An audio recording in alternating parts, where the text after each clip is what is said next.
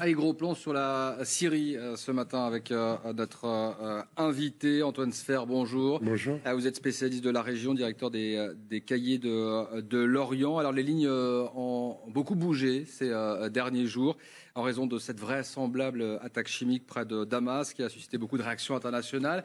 On l'a vu, les États-Unis ont envoyé un navire de guerre supplémentaire dans la région. Est-ce qu'à votre avis, les Américains vont mener des frappes vers Damas, vers la Syrie? Je ne crois pas. Ils savent très bien qu'une frappe sur la Syrie peut embraser toute la région. Et ce n'est pas ce que recherchent les Américains. Aujourd'hui, les Américains sont focalisés sur les négociations qui ont enfin repris dans le conflit matriciel qui est le conflit israélo-palestinien.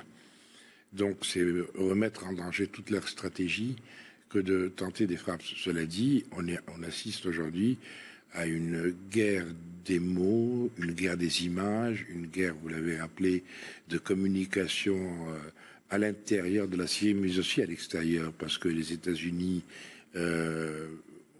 laissent planer le doute, envoient un navire, les Iraniens ripostent par une menace si jamais la ligne rouge est dépassée. Alors, ce serait intéressant de voir les lignes rouges qui bougent, elles, oui, certainement, aujourd'hui. Et en même temps, derrière tout cela, les États-Unis continuent à parler, sinon négocier avec les Iraniens. Les Russes parlent avec les États-Unis, donc ils ne parlent plus avec l'Europe. Et l'Europe n'en peut mais. Est-ce que les États-Unis ont le choix si, effectivement, les preuves de cette attaque chimique... vous avez tout dit. Si des preuves sont amenées, sont apportées, sont mises sur la table, impliquant que ce soit les rebelles ou le régime, l'un ou l'autre doivent être traduits devant un tribunal pénal international. Mais c'est pas la première fois qu'il y a des suspicions d'attaque chimique. On a l'impression qu'on reporte toujours le moment d'annoncer qu'il y a bien eu attaque chimique, comme si on repoussait toujours la ligne rouge finalement. Mais parce qu'il n'y a jamais eu de preuves encore, malheureusement. Écoutez, personnellement, je suis sans doute celui qui a souffert parmi les plus que souffert du régime Assad. Il n'y a pas une nuit où je n'ai pas rêvé de le voir tomber. Il n'y a pas une nuit où je n'ai pas eu mal de ne pas le voir tomber. Donc j'en porte encore les signes dans mon corps. Simplement, je dis, il faut regarder ça avec un peu de distance, beaucoup de pondération. Mais c'est vrai que si jamais le moindre début de preuve est amené, il faut réagir très fermement, c'est certain. Il faut réagir, quand vous dites il faut réagir avec l'armée, avec une attaque militaire. Non, pas nécessairement. Il faut réagir très fermement. Quelles autres options? Écoutez, si jamais vous arrivez à isoler, quel est le problème de Bachar al-Assad aujourd'hui? C'est le soutien de la Chine et de la Russie. C'est surtout la Russie. La Chine n'a pas un enjeu stratégique. La Russie peut jouer sur le pétrole, sur le gaz. La Russie peut jouer également sur la base militaire qu'elle possède, même si elle est petite, à Tartous, sur la façade maritime. Mais ce qui est beaucoup plus important, c'est la puissance de nuisance du régime syrien.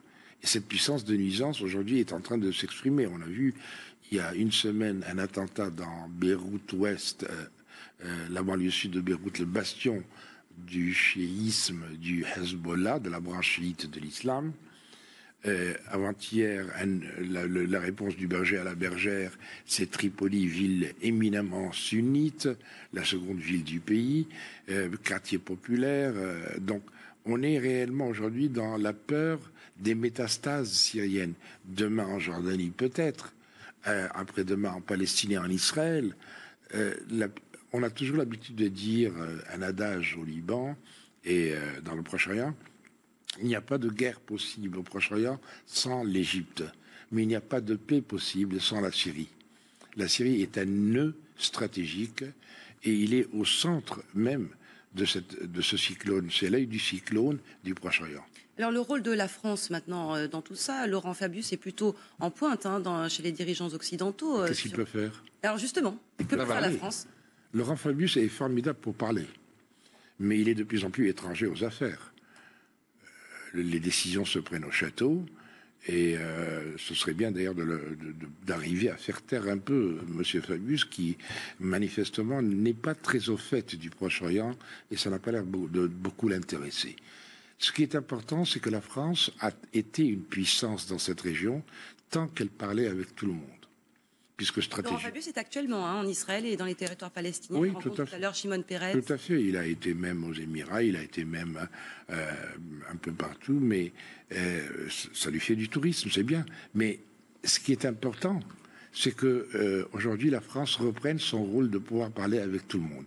Or, depuis malheureusement quelques années, la France semble avoir choisi un camp contre l'autre. C'est peut-être bien pour nous, mais pour le moment, nous voulons faire tomber des dictatures, et tant mieux, mais avec d'autres dictateurs, comme le Qatar et l'Arabie Saoudite, qui sont même des dictateurs théocrates.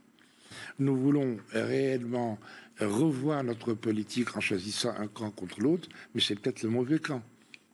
Donc, il faut savoir aussi ce qu'on veut, c'est-à-dire avoir une vision, mais surtout aussi savoir avec qui on s'allie. Donc la France est hors jeu pour l'instant. En tout cas, elle est inaudible aujourd'hui, puisque c'est les États-Unis qui sont à la manœuvre avec la Russie, et elle n'est pas crédible, non. Merci beaucoup Antoine Serre. Merci d'avoir été avec nous ce matin. Je rappelle que vous êtes directeur des cahiers de